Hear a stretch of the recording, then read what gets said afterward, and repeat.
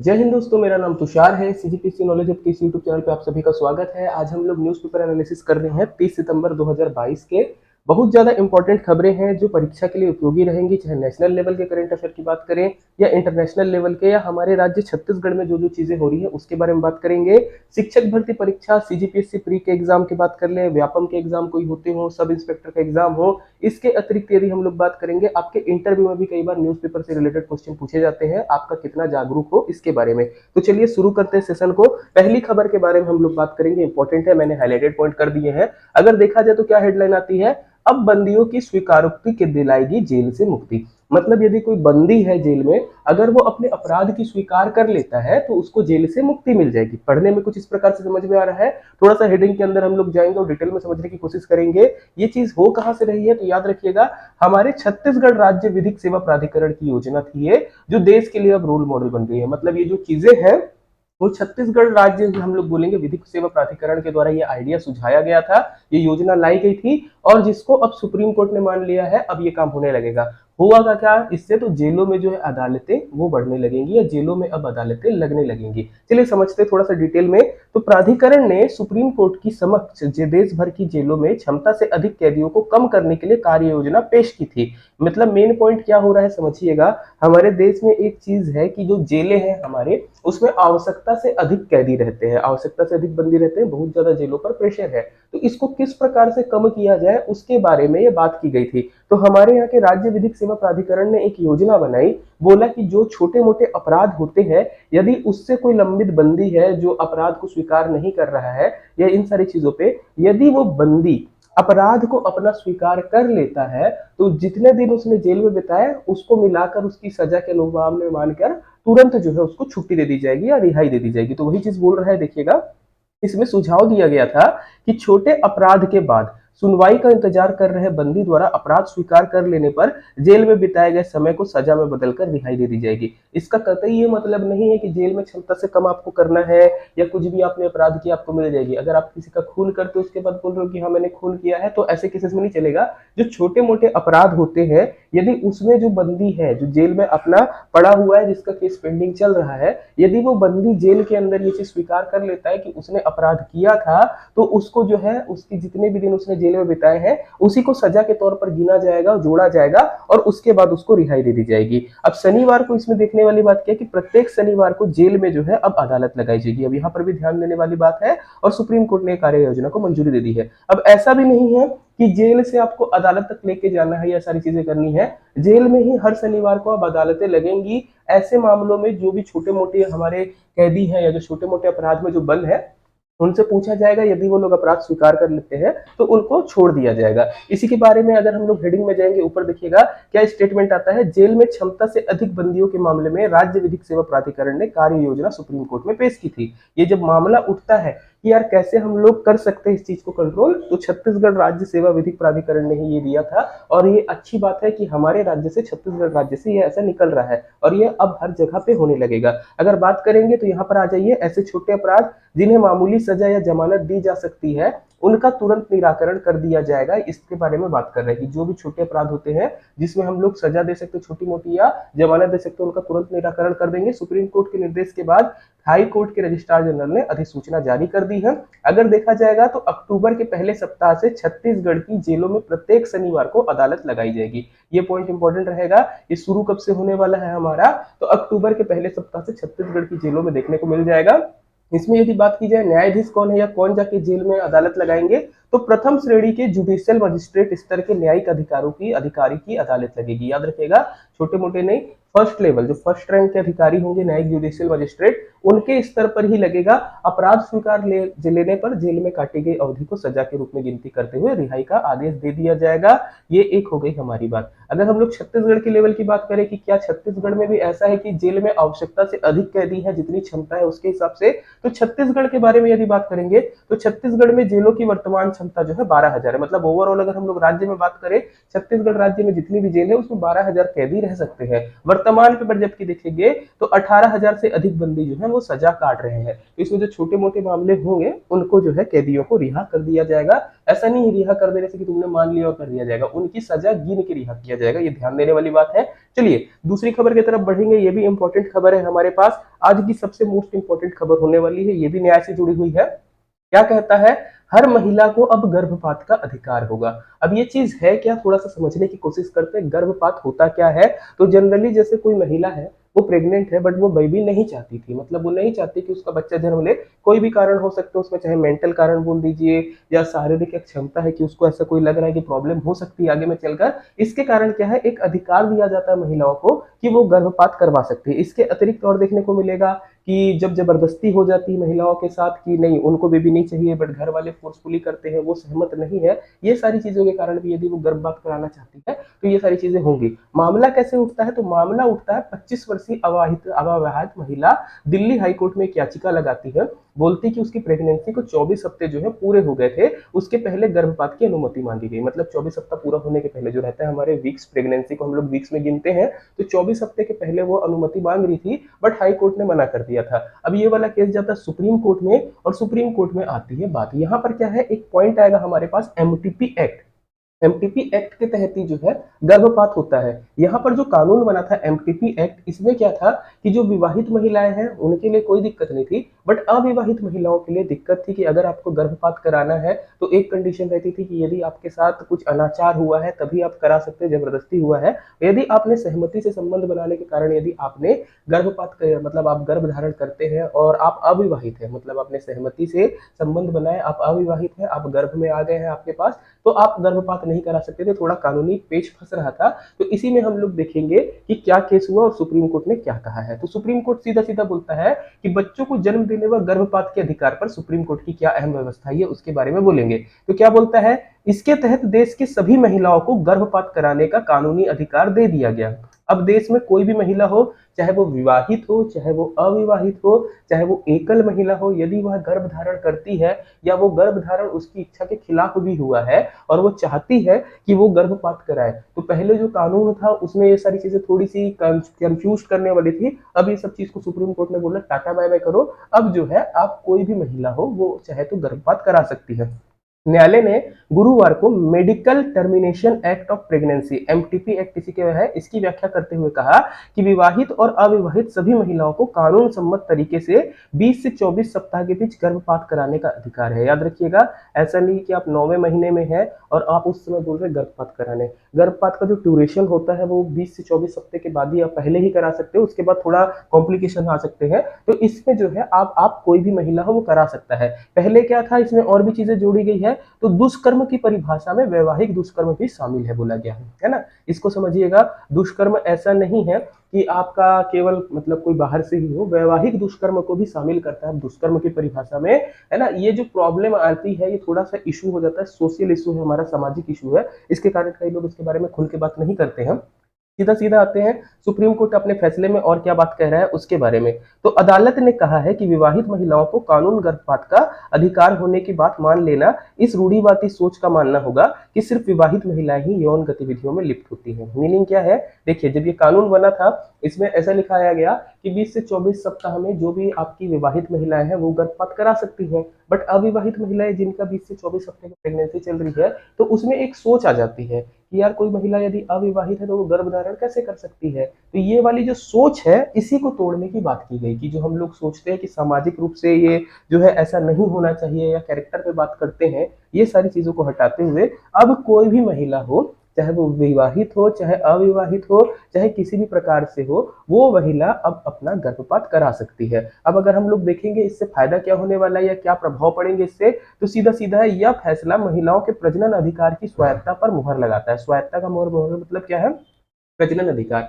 आपको बेबी चाहिए या नहीं चाहिए, पहले फोर्सफुली हो जाता था, अब जब दोनों सहमत होंगे, मेनली जब यदि महिला सहमत होगी कि उसको गर्भ धारण करना है या नहीं है, उसके बाद ही होगा। मतलब यदि वो नहीं करना चाहती तो वो गर्भपात करा सकती है। ये वाला हो गया। अदालत ने कानून सम्मत तरीके से अब तय अवधि तक गर्भपात कराने का अधिकार स्वायत्ता देने के लिए विवाहित, अविवाहित और एकल महिला सबको बराबरी पर रखा है। चाहे विवाहित महिला हो, अविवाहित हो, अकेले रहती हो, ये सब महिलाएं जो है अब गर्भपात अपने हिसाब से करा सकती है, कोई भी कॉम्प्लिकेशन नहीं आएगी। पहले क्या होता था था कि डॉक्टर्स भी कई बार कंफ्यूज हो जाते थे, क्योंकि कानून पचड़े में वो भी फंसते थे और उसके कारण क्या है, डॉक्टर नहीं करा पाते थे और फिर महिलाएं असुरक्षित गर्भपात कराती थी, उनकी भी मेंटल हेल्थ को थोड़ा दिक्कत हो जाता था, फिजिकल हेल्थ को भी दिक्कत हो जाता था। अब इससे सारी चीजें दिक्कत नहीं होगी। चलिए, पहला मौका है जब दुष्कर्म की परिभाषा में वैवाहिक दुष्कर्म को भी शामिल किया गया है। अभी पर सुप्रीम कोर्ट में ये मामला लंबित है। मतलब आपका रेप की परिभाषा में अब वैवाहिक दुष्कर्म या मैरिटल रेप को भी जोड़ा जा रहा है। अगर बात करेंगे तो इस निर्णय से भारतीय महिलाओं को जो अधिकार दिए गए हैं, उसके लिए अमेरिका और कई पश्चिमी देशों में महिलाएं अभी भी लड़ाई लड़ रही हैं। मतलब सोच लीजिए कि भारत अब कितना एडवांस हो गया है, जो पश्चिमी देश है उनमें तक ये वाली सुविधा अभी नहीं मौजूद है, या ऐसा निर्णय नहीं आया है जितना हमारे यहाँ भारत में आ गया है। तो ये सारी आपको देखने को मिलेगा। बहुत ही अच्छा स्टैंड है सुप्रीम कोर्ट का, इसकी हमको तारीफ करनी चाहिए। अगर इसमें भी हम लोग व्याख्या करेंगे तो इसमें सुप्रीम कोर्ट जब बोलती है कि यार ये समानता के अधिकार का, आर्टिकल 15 में यदि हम लोग जाएंगे तो समानता के अधिकार के खिलाफ था ये एमटीपी एक्ट। क्यों? यदि आप केवल विवाहित महिला को दे रहे हो, अविवाहित महिला को नहीं दे रहे हो, तो एक अधिकार पर्टिकुलर एक कारण से दे रहे हो तो भेदभाव आ रहा था, तो समानता के अधिकार के विपरीत था, इसलिए अब ये सभी को दे दिया गया है। ये पॉइंट ध्यान देने योग्य रहेगा। चलिए नेक्स्ट आते हैं हम लोग। नेशनल खबर में क्या आने वाला है, भारत में स्वदेशी बुलेट ट्रेन बनाने के करीब। ओके, अब बुलेट ट्रेन की बात हो रही है, अगर हम लोग जाएंगे तो आप लोगों को नाम याद आएगा जापान का। जापान के आपको याद आएगा नाम किनका, शिंजो आबे का, जिनकी हाल ही में हत्या हो गई थी। इन्होंने भारत में बुलेट ट्रेन का प्रोजेक्ट शुरू करवाया था, जो आपका गुजरात और महाराष्ट्र के बीच चलने वाला था। अब जब भारतीय बुलेट ट्रेन की बात कर रहे हैं या स्वदेशी बुलेट ट्रेन की बात कर रहे हैं, तो ये वो वाली बुलेट ट्रेन नहीं है। ये हमारी ट्रेन कौन सी है, वंदे भारत 2.0। याद रखिएगा, भारत की स्वदेशी बुलेट ट्रेन का यदि हम लोग नाम देंगे तो वंदे भारत 2.0 का भारत जो है हमारे नरेंद्र मोदी जी अभी आरंभ करने वाले हैं, शुरुआत करने वाले हैं। इस ट्रेन में जो भी पार्ट्स लगे हैं, मैक्सिमम पार्ट्स इंडिया में ही बने हैं, मेड इन इंडिया या मेक इन इंडिया वाले पार्ट्स है। इसके कारण हम लोग क्या बोल रहे हैं, स्वदेशी बुलेट ट्रेन। और देखेंगे क्योंकि बुलेट ट्रेन किस लिए है, स्पीड के लिए जानी जाती है, तो उसके बारे में बात करेंगे। तो अगर हम लोग नॉर्मली बात करने की कोशिश करें बुलेट ट्रेन के बारे में, तो क्या बोलता है, देखिए, देश की पहली बुलेट ट्रेन भी इन्हीं राज्यों, दोनों राज्यों मतलब महाराष्ट्र और गुजरात की राजधानियों के बीच चलने वाली है। इस ट्रैक पर 21 किलोमीटर की लंबी सुरंग खोदी जाएगी, जिसमें से 7 किलोमीटर का हिस्सा समुद्र के नीचे गुजरेगा। ये नॉर्मल जो हम लोगों की जापान की बुलेट ट्रेन है उसके बारे में बात कर रहा है, कि वो जो है हमारी गुजरात की राजधानी और महाराष्ट्र की राजधानी के बीच में चलने वाली है। रेलवे ने जो ड्रीम प्रोजेक्ट शुरू किया है वंदे भारत एक्सप्रेस से, जिसको हम लोग कई बार T18 के नाम से भी आप लोग जानते होंगे, ये वाली वंदे भारत एक्सप्रेस के बारे में बात कर रहे हैं। इसके पहले ऑलरेडी 2 वंदे भारत एक्सप्रेस भारत में चल रही है, जो दिल्ली से वाराणसी और दिल्ली से कटरा के लिए चलती थी। लेकिन शुक्रवार से चालू होने वाली पहली यह वंदे भारत ट्रेन, मतलब जो 2.0 है, चल रही ट्रेनों से अलग है, क्योंकि ट्रेन के पुर्जे स्वदेशी तकनीक से घरेलू कारखानों पे तैयार किए गए हैं। याद रखिएगा, वंदे भारत जो भी 2.0 चलेगी, वो वाली क्या है, हमारे पास पूरा मेड इन इंडिया है। आते हैं, बात करते हैं तो इसमें क्यों हम लोग इसको स्वदेशी बुलेट ट्रेन बोल रहे हैं। तो देखिएगा, नॉर्मल बुलेट ट्रेन जो होती है, नॉर्मल बुलेट ट्रेन को 100 किलोमीटर प्रति घंटा पकड़ने के लिए 58 सेकंड का समय लगता है। जैसे आप पिकअप की बात करते हैं ना, जैसे बाइक्स वगैरह में जाएंगे, 100 किलोमीटर की स्पीड कितने देर में पकड़ रही है, 50 किलोमीटर की स्पीड कितने देर में पकड़ रही है, तो 0 से 100 जाने में बुलेट ट्रेन को नॉर्मली 58 सेकंड लगता है। बट हमारी वंदे भारत ट्रेन जो है वो 52 सेकंड में इसको स्पीड पकड़ लेगी। तो जो पिकअप है इसका काफी अच्छा है। बाकी बात करेंगे तो 180 किलोमीटर प्रति घंटा की रफ्तार से ट्रायल के दौरान इस ट्रेन ने पकड़ी है। यह ट्रेन अन्य के मुकाबले ज्यादा है। मतलब अगर इसकी टॉप स्पीड की बात करेंगे वंदे भारत 2.0 की, तो 180 किलोमीटर प्रति घंटा। यहाँ पर हम लोग बुलेट ट्रेन से काफी पीछे है, बुलेट ट्रेन काफी फास्ट चलती है। और जो जापान है, ट्रेन टेक्नोलॉजी में जापान का कोई भी सानी नहीं है, वहां की ट्रेनें बहुत कम होती है कि लेट होंगे। चलिए, 1128 यात्रियों के बैठने की क्षमता है वंदे भारत एक्सप्रेस में। अगस्त 2023 तक ऐसी 75 ट्रेनें पटरियों पर दौड़ेंगी। याद रखिएगा, अगस्त 2023 तक कोशिश की जाएगी कि 75 और ट्रेनें आ जाए। अभी जो भी हमारा ट्रेन का शेड्यूल लेट हो रहा है या सिग्नल में प्रॉब्लम आ रही है, कई बार आप लोगों ने न्यूज में सुना होगा कि ट्रेनें रद्द कर दी जा रही है, सिग्नल का मेंटेनेंस हो रहा है। ये मेन यही सारी चीजें हैं कि सिग्नल एक बार मेंटेन हो जाएगा, जब ट्रेनों की स्पीड बढ़ रहा है तो सिग्नल सिस्टम और हमारी पटरियां भी उस हिसाब से चाहिए। इसके लिए थोड़ा सा हम लोगों को सब्र करने की आवश्यकता है। चलिए आते हैं छत्तीसगढ़ राज्य की एक इंपॉर्टेंट खबर के बारे में बात करेंगे। तो राज्य में आप लोगों को पता होगा, अभी supreme high court, Bilaspur high court ने क्या है, एक डिसीजन देते हुए 19 सितंबर को अपने निर्णय में छत्तीसगढ़ के 58% आरक्षण को असंवैधानिक बता दिया था। क्या था, हमारे पास एक इंदिरा साहनी विवाद होता है। भारतीय संविधान के इतिहास में हम लोग जाएंगे, अगर भारतीय संविधान में पढ़ेंगे तो आपको इंदिरा साहनी विवाद दिखेगा, जिसमें 50% जाति भर्ती का सिद्धांत दिया गया था, आरक्षण से रिलेटेड है।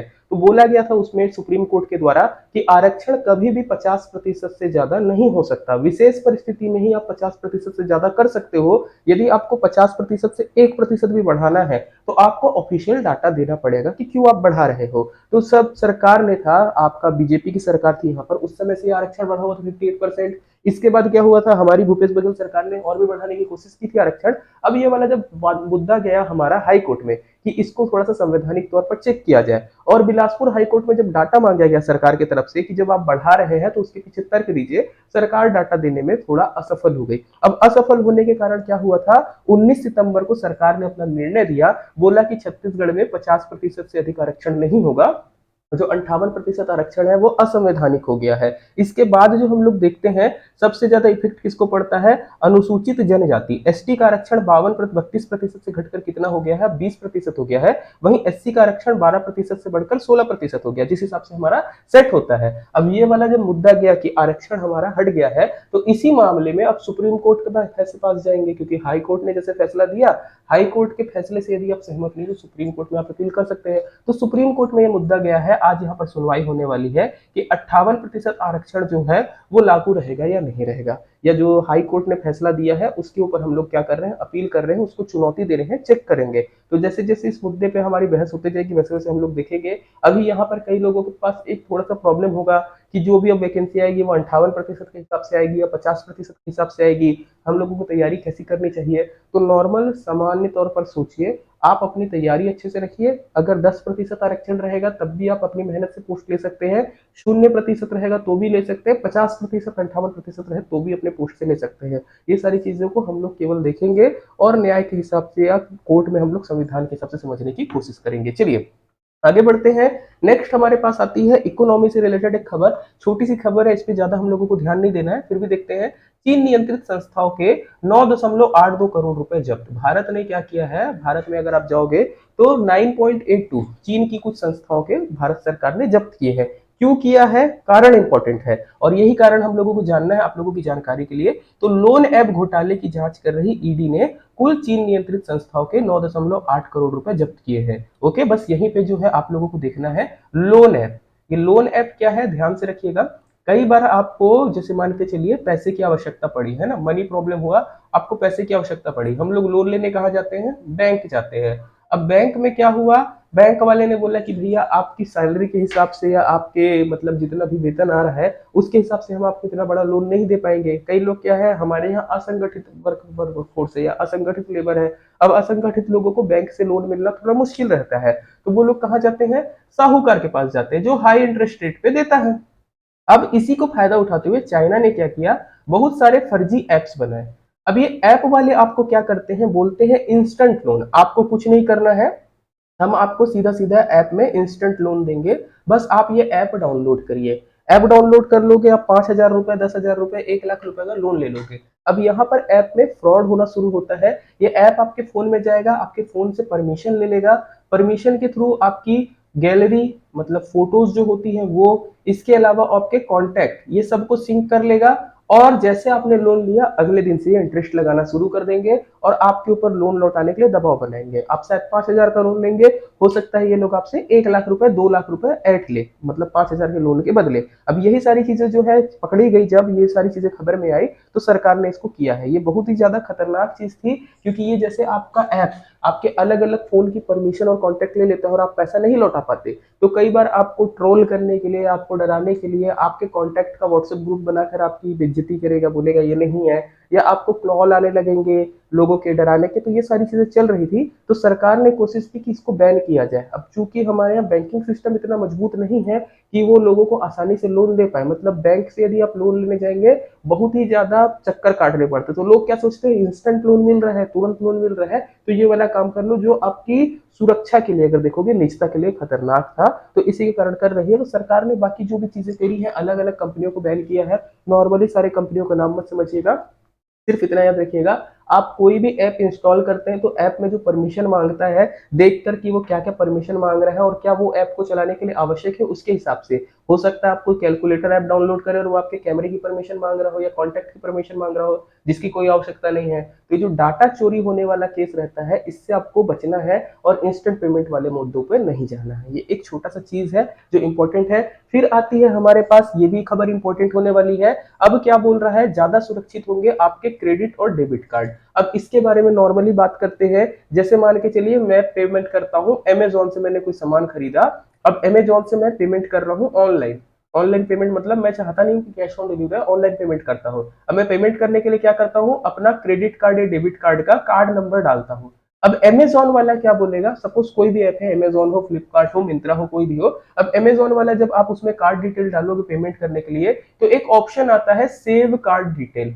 अब हम लोग क्या करते हैं कि बार बार ऐप में वही चीज का पेमेंट करना है। मान के चलो मैं अमेजोन या जोमेटो से बहुत ज्यादा खाना मंगाता हूँ और बार बार कार्ड पेमेंट करता हूँ, बार बार कार्ड का डिटेल ना भरना पड़े, इसके कारण मैं क्या करता हूँ, सेव कार्ड डिटेल कर देता हूँ। अब मेरे क्रेडिट कार्ड या डेबिट कार्ड की जानकारी उस पर्टिकुलर ऐप में सेव है। सेम मिंत्रा के साथ हो सकता है, सेम फ्लिपकार्ट के साथ हो सकता है। नॉर्मली ये सारे बड़े बड़े ऐप हैं, इतना कोई इशू नहीं है। बट कई बार क्या होता है, जो साइबर अपराधी रहते हैं वो क्या करते हैं, इन ऐप के ऊपर या इनकी वेबसाइट के ऊपर क्या है, अटैक कर देते हैं, साइबर अटैक। और साइबर अटैक करके क्या, आपकी जानकारी ले लेते हैं। अब जब आपके कार्ड की जानकारी इनको मिल गई, मान के चलिए अटैक हुआ और आपके कार्ड की जानकारी हो गई, तो ये लोग क्या करते हैं, फर्जी कार्ड बना लेते हैं। फर्जी कार्ड आपको देखने को मिलेगा और उसके थ्रू ये पेमेंट करते हैं। अकाउंट से किसके पैसा चले गया, आपके पैसा चले गया। तो ये डर के मारे कई लोग क्या है, अपना कार्ड सेव नहीं करते हैं, मतलब कोई भी ऐप में कार्ड सेव नहीं करते हैं। ये एक प्रॉब्लम थी। अब यहाँ पर हम लोगों के साथ दो चुनौती आ जाती है। यार हम लोग अगर कार्ड सेव करते तो हमारा फास्ट पेमेंट होता, बट सिक्योरिटी ब्रीच होने का डर है। तो ऐसे में सरकार क्या है, एक नया कानून लेकर आ रही है, एक नई मतलब हमारा एक सिस्टम लेकर आ रही है, उसी के बारे में हम लोग बात करेंगे। तो क्या हो रहा है देखिएगा, रिजर्व बैंक ने पेमेंट गेटवे और एप्स के लिए अनिवार्य टोकनाइजेशन की व्यवस्था लागू कर दी है। 1 अक्टूबर से यह व्यवस्था जो है प्रभावी हो जाएगी। मतलब 1 अक्टूबर से अब बैंकों में जो भी आप क्रेडिट कार्ड वगैरह से पेमेंट करते हैं, डेबिट कार्ड से, टोकनाइजेशन व्यवस्था हो जाएगी। होगा क्या, मैं सीधा सीधा बता देता हूं, आप लोग आराम से पढ़ लीजिएगा इसके स्क्रीनशॉट लेके। होगा क्या कि जो भी आप पेमेंट करेंगे, अब जैसे आपने अमेजोन में पेमेंट किया, पहले वो आपका कार्ड का डिटेल सेव करता था। अब वो कार्ड का डिटेल सेव तो करेगा, बट वो इनक्रिप्ट होगा। मतलब केवल आपका कार्ड का डिटेल वो जो ऐप में है, वो डाटा जो है इनक्रिप्ट रूप में रहेगा। केवल वो आपका ऐप समझ पाएगा वो भाषा को, और आपका बैंक समझ पाएगा। इसके बीच में अगर सेम डाटा आप सोचते हो कि मिंत्रा में डालोगे तो अलग हो जाएगा। टोकनाइजेशन व्यवस्था बोली गई है, अलग अलग ऐप के लिए, अलग अलग पेमेंट के लिए आपको सेम कार्ड में टोकनाइजेशन व्यवस्था मिलेगी, इनक्रिप्ट होगा। नॉर्मली अगर आपको समझना है, जैसे व्हाट्सएप पे आप किसी नए इंसान को मैसेज करते हो, तो सबसे ऊपर में क्या आता है, आप कोई भी मैसेज को देखिएगा, सबसे ऊपर वाले में लिखा रहता है this chat is end to end encrypted. मतलब क्या है, भले आप जो बात कर रहे हो, अगर मान के चलिए आपका फोन का डाटा कोई चोरी भी करना चाहता है, या कोई व्हाट्सएप को हैक भी करता है और व्हाट्सएप के थ्रू आपका चैट पढ़ना चाहता है, तो वो नहीं कर पाएगा। क्यों? क्योंकि वो इनक्रिप्शन है। जो कोडिंग में आपके मोबाइल में आ रहा है, वो डिकोड सामने वाले के मोबाइल पे ही होगा और कहीं पे नहीं होगा। तो वैसे क्रेडिट कार्ड सिस्टम में और डेबिट कार्ड सिस्टम में कर दिया गया है। एक छोटी सी परेशानी हो सकती है इंटरनेशनल पेमेंट के टाइम पे, क्योंकि इंटरनेशनल पेमेंट में पूरे देशों ने, अभी दुनिया ने ऐसा नहीं किया है। भारत इसमें और कुछ देशों में शामिल है जिसने ऐसा किया हुआ है। तो ये इंक्रिप्शन वाला है, अच्छी चीज है जो हो रही है। चलिए आगे आते हैं। दो खबर है, इंपॉर्टेंट है, दोनों को एक साथ करेंगे। इंटरनेशनल लेवल पे जो खबर आ रही है उनके बारे में बात करते हैं। पहले लेफ्ट साइड में हमारे जो खबर है, अमेरिकी सीनेट में ग्रीन कार्ड संशोधन बिल जो है पारित कर दिया गया है। ये नागरिकता संबंधी है अमेरिका के, इससे भारत वाले प्रभावित होंगे। इसके कारण ये खबर हम लोग कर रहे हैं, क्योंकि भारत के भी कई लोग जो है अमेरिका में जाके काम करते हैं। तो क्या है, ग्रीन कार्ड वीजा को लेकर आव्रजन कानून के नवीकरण विधेयक पेश किया गया है। इसके कानूनी रूप धारण कर लेने के बाद भारत समेत 80 लाख प्रवासियों को ग्रीन कार्ड पाने का सपना पूरा हो सकेगा, जिसमें H1B वीजा और लंबी अवधि का वीजा धारक शामिल है। इसमें होने वाला क्या है, तो प्रस्तावित विधेयक के अनुसार कम से कम 7 वर्ष से अधिक या अमेरिका में लगातार आप काम कर रहे प्रवासियों को आवेदन करने पर स्थायी निवास अधिकार मिल जाएगा। मीनिंग क्या है, यदि आप मिनिमम 7 साल अमेरिका में आकर जो है काम करते हो और अस्थायी प्रवासी के रूप में आपने वीजा लेकर यहाँ पर काम किया, 7वें साल के बाद अगर आप चाहो तो अमेरिका की नागरिकता ले सकते हो। ऐसा कानून पेश हो रहा है। दूसरा चीज जुड़ा हुआ है रूस यूक्रेन युद्ध से, ये इतिहास में बार बार आएगा। तो देखिएगा, डोनेस्क समेत यूक्रेन के 4 क्षेत्र आज बन जाएंगे रूस का हिस्सा। तो रूस ने क्या किया है देखिएगा, आपको देखने को मिलेगा रूस बार बार यूक्रेन पर हमला कर रहा था, यूक्रेन के बहुत सारे क्षेत्रों को कब्जाया, पूरी स्टोरी में बता देता हूँ। और वहां पर रूस ने क्या किया, जनमत संग्रह करवाया। अब सेना के दबाव में वहां पर जब जनमत संग्रह होगा, उनसे पूछा गया, वहां के जो कब्जे वाले एरिया के लोग हैं उनके नागरिकों के बीच में वोटिंग कराई गई और पूछा गया तुमको रूस में रहना है कि यूक्रेन में। अब बंदूक लेके सामने से अगर आप पूछोगे कि रूस को पसंद करता है कि यूक्रेन को, बता, और जिसने यूक्रेन बोला उसको तो मार देगा। तो रूस ने ऐसा जनमत संग्रह कराया, उस क्षेत्र में कब्जे वाले क्षेत्र के सभी लोगों ने, लगभग सभी लोगों ने क्या बोला कि हमको जो है रूस के साथ रहना है। अब जब ये चीज हो गई, इसके बाद आज जो है रूस ऑफिशियली उनको अपने अंदर लेने वाला है जनमत संग्रह की तरह। तो वही चीजें आने वाली देखिएगा। तो रूस के राष्ट्रपति व्लादिमीर पुतिन शुक्रवार को यूक्रेन के 4 क्षेत्रों को रूस में जोड़ने के लिए एक हस्ताक्षर समारोह आयोजित करेंगे, जिसके तहत ये 4 जो एरिया है वो हमारे कहाँ पे आ जाएंगे, रूस में शामिल हो जाएंगे। अगर देखेंगे तो कौन कौन से एरिया है, लुहांस्क है, डोनेस्क है, खेरसान है और जपोरिजिया इसमें शामिल है। जो रूस यूक्रेन युद्ध हो रहा था ना, यहीं पर आपको देखने को मिलेगा। अब अगर ऑफिशियल तौर पे कुछ दिनों बाद हम लोगों को देखने को क्या मिलेगा, ये एरिया जो थे आपके अब यूक्रेन के रह के रूस के हो जाएंगे। मतलब नॉर्मली मान लो भारत पाकिस्तान के बीच में युद्ध हुआ, भारत बहुत गंदे से मारा पाकिस्तान को, और पाकिस्तान का लाहौर, कराची, ये सारा जो चीज है कब्जा लिए, अब वो भारत का हिस्सा हो जाएगा। फिर भविष्य में जब भी पढ़ेंगे तो भारत में कहलाएगा। ऐसी ही जो है आज के कार्यक्रम के बाद जो लुहांस्क, डोनेस्क, खेरसान और जपोरिजिया है, ये आज के बाद हमारा रूस में शामिल माना जाएगा।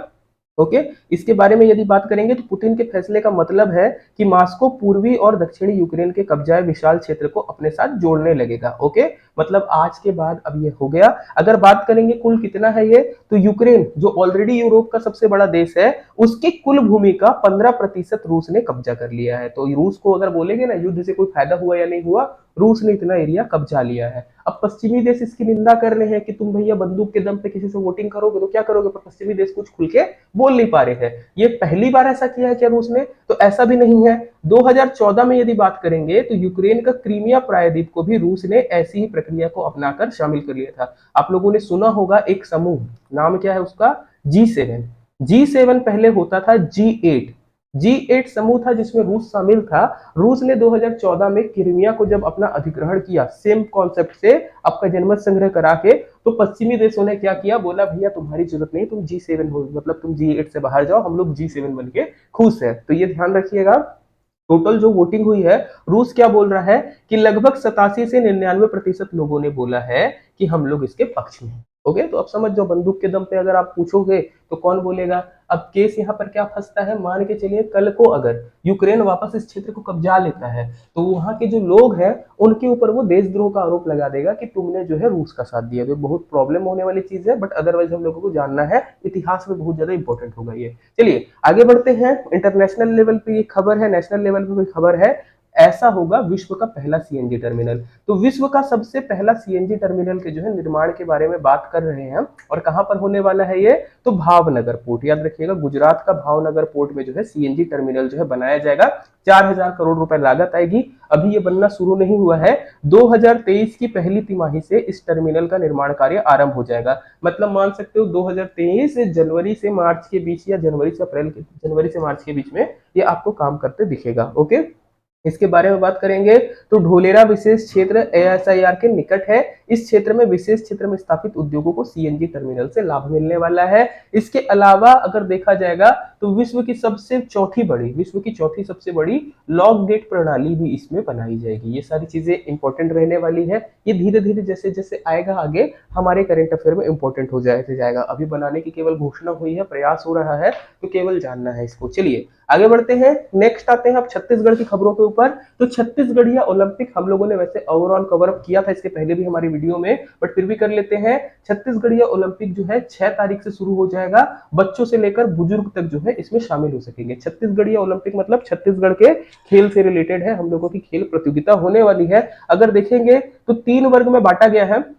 प्रथम वर्ग में 18 साल तक के बच्चे होंगे, दूसरे वर्ग में 18 साल से 40 साल तक के लोगों की प्रतियोगिता होगी, और तीसरे वर्ग में 40 साल से अधिक उम्र के लिए हम लोग बना के रखे हैं। मतलब 3 वर्ग है जो ओलंपिक में भाग लेंगे। एक एज ग्रुप होगा 18 से कम, तो फिर दूसरा होगा 18 से 40, और तीसरा होगा 40 से ऊपर एज ग्रुप का रहेगा। महिला और पुरुष दोनों वर्ग में यहाँ पर प्रतिभागी खेल खेलेंगे। अगर बात की जाए छत्तीसगढ़िया ओलंपिक का आयोजन का दायित्व किसे दिया गया है, तो याद रखिएगा पंचायत और ग्रामीण विकास विभाग और नगरीय प्रशासन विकास विभाग, ये दोनों जो है इनको सौंपा गया है। अगर बात करेंगे तो इसमें अलग अलग लेवल पे काम होने वाले हैं। अगर हम लोग उसके बारे में बात करेंगे तो राजीव युवा मितान क्लब स्तर से आगामी 6 अक्टूबर से प्रतियोगिता शुरू होने वाली है। अंतिम स्तर पर अगर हम लोग देखेंगे 6 जनवरी 2023 को होगा। टोटल अगर आयोजन की बात करें तो आयोजन का स्तर आपको देखने को मिलेगा, सबसे पहले शुरू होगा सबसे लोअर लेवल मतलब राजीव युवा मितान क्लब, इसका आयोजन जो है 6 से 11 अक्टूबर तक होगा।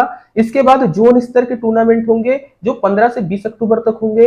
जोन के बाद होंगे विकास खंड स्तर के खेल जो 27 से 10 नवंबर तक होंगे। उसके बाद जिला स्तर के आएंगे जो आपको देखने को मिलेंगे 17 से 26 नवंबर तक। फिर होंगे संभाग स्तर पर 5 से 14 दिसंबर और फिर होंगे राज्य स्तर पर जो आपका 28 दिसंबर से 6 जनवरी तक चलेंगे। अगर हम लोग इसके लेवल को गिनने की कोशिश करेंगे तो सबसे पहला हो गया राजीव युवा मितान क्लब, फिर जोन लेवल पर आएगा। जोन लेवल के बाद हमारे पास आएगा विकास खंड लेवल पर। विकास खंड लेवल के बाद हमारे पास आने वाला है जिला लेवल पर। जिला लेवल के बाद आने वाला है संभाग स्तर पर और संभाग के बाद आने वाले हैं राज्य स्तर पर। तो टोटल 6 स्तर पर ये जो है टूर्नामेंट आयोजित होगा। यदि खेलों की बात करेंगे तो देखिएगा एकल श्रेणी और दलीय श्रेणी दोनों के खेल शामिल है। दलीय श्रेणी में क्या क्या होने वाला है, गिल्ली डंडा, आप लोगों ने खेला है ये बताइएगा, पिट्ठल, संखली, लंगड़ी, इसके अलावा कबड्डी, खो खो, रस्सा कस्सी, बाटी, बाटी मतलब कंचा, इन सारी खेल विधाओं को शामिल किया गया है। जबकि एकल में देखेंगे तो बिल्लस, फुगड़ी, गेड़ी दौड़, भवरा, 100 मीटर दौड़, लंबी कूद, ये सारी चीजें शामिल है। मतलब छत्तीसगढ़ या ओलंपिक में लोकल लेवल पर जो हमारे गेम होते हैं वही आपको देखने को मिलने वाले हैं। चलिए आगे बढ़ते हैं। लास्ट चीज रहने वाली है हमारी छत्तीसगढ़ के साथ भी है और नेशनल लेवल की भी खबर है। आज को ज्यादा कवर अप नहीं करना चाहिए, फिर भी हम लोग कर रहे हैं क्योंकि नाम इंपॉर्टेंट है, ऑपरेशन गरुड़। एग्जाम में आपसे पूछ सकता है ऑपरेशन गरुड़ किससे संबंधित है, तो याद रखिएगा ये जो हमारा नशे के जो सामान होते हैं ना, ड्रग्स वगैरह, गांजा वगैरह, उनको जो पुलिस पकड़ रही है उसी से संबंधित है। तो क्या बोलता है देखिएगा,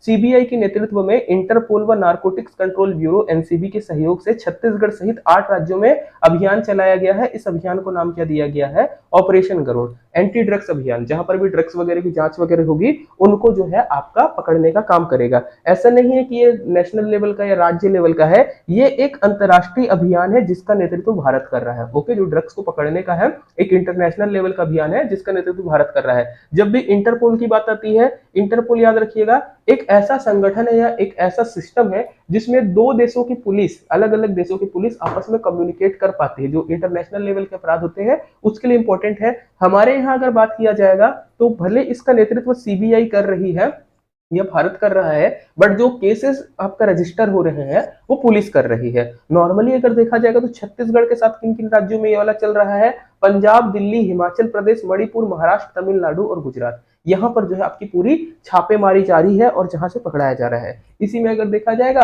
तो भिलाई के पास जो है आपको देखने को मिलेगा कि कुछ गांजा तस्कर जो है पकड़े गए हैं। और ये कहां पर है, जैसे बोल तो भिलाई के पास रहा है पर खारून नदी टोल प्लाजा बोले तो आप लोग सभी जानते होंगे। जैसे आप रायपुर से यदि दुर्ग की तरफ आगे बढ़ेंगे तो आपको देखने को मिलेगा जो सीमा लगती है जिले की, वहां पर ये पकड़ा गया है।